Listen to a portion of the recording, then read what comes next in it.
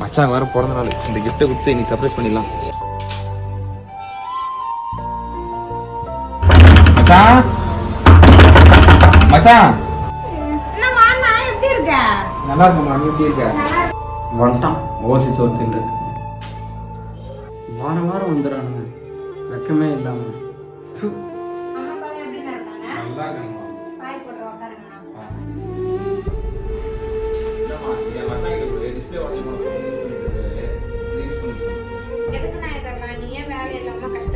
பரவாயில்லம்மா, எல்லாம் என் மச்சான் தான்.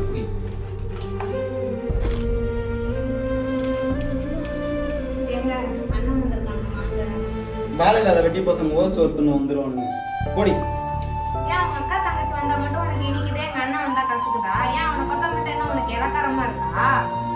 என்னையே எடுத்து பேசுறான். ஏன் மாமா தங்கச்சி அடிக்கிறா? டேய், எல்லாம் உனக்குடா. வார வாரம் நாய் மாதிரி வந்துடுற. வெளிப்படா.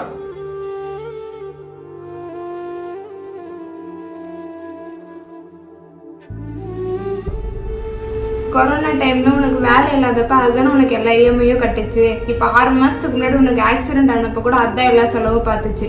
அதை போய் நீ இப்படி பேசுற. இப்ப கூட அது வேலைக்கு போலனாலும் பரவாயில்ல, நீ உடஞ்சு போன மொபைல் வச்சிருக்கன்னு உனக்கு புதுசா மொபைல் வாங்கிட்டு வந்திருக்கு. நானும் இனிமே இங்க இருக்க மாட்டேன், எங்க அம்மா வீட்டுக்கே போறேன்.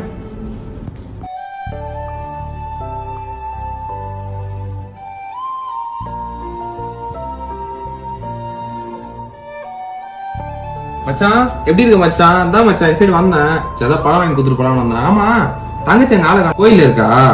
சரி மச்சான், போயிட்டு வரேன், பாத்துக்கோ, வேலைக்கு கிளம்புறேன். அண்ணா அண்ணா, இங்க என்னம்மா வந்துட்டா? சாரிண்ணா, நீ ஏதோ அவர் பேசினதை பெருசா எடுத்துக்காத, ஏதோ கோவத்துல பேசிட்டாரு. ஆனா இனிமே நானும் அந்த வீட்டுக்கு போவே மாட்டேன்.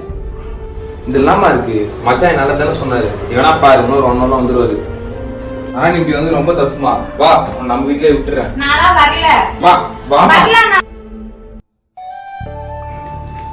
வா மச்சான்.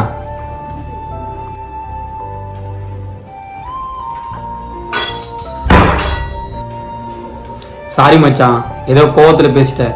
எனக்காக நீ எவ்வளோ பண்ணிருக்க, அதெல்லாம் மறந்துட்டு நான் உன்னை இப்படி பேசிட்டேன். என்னை நினைச்சாலே எனக்கே அசிங்கமா இருக்கு மச்சான், என்னை மன்னிச்சிடுறா. அதெல்லாம் ஒண்ணும் இல்ல மச்சான், ரொம்ப லேட் ஆயிடுச்சு, இருந்து சாப்பிட்டு காலைல கிளம்புங்க.